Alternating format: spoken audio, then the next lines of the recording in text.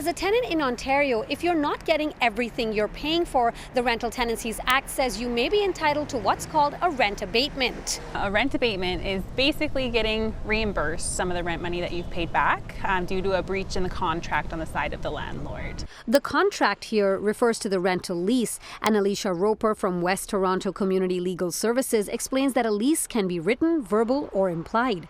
Examples of a breach include an illegal entry by the landlord without justifiable cause, harassment, discrimination, breaches in maintenance and repair issues. So if the landlord is not taking sufficient action to repair something that is their responsibility. In order to receive a rent abatement, a tenant has to file specific forms with the Landlord and Tenant Board.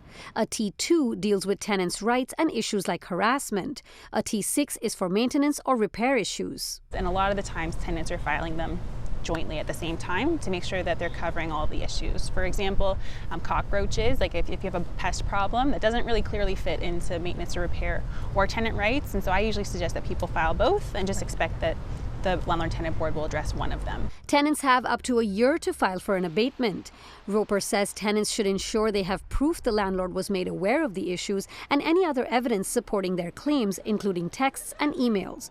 What they should not do. I would never suggest somebody withhold rent unless you have an order from the Landlord and Tenant Board saying you do not owe X amount of dollars, the rent will be owed. I've seen a case where a landlord went after arrears that were 6 years old, and that was allowed. If an abatement is granted, it is usually a percentage of the rent based on the length of time the tenant has to live with the issue.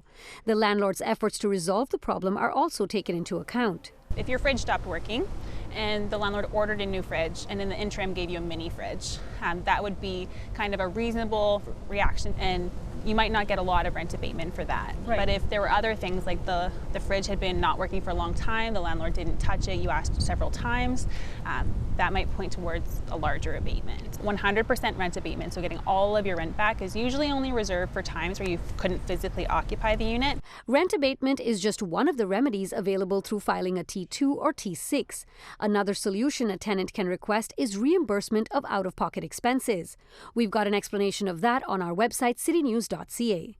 Dilshad Burman, City News.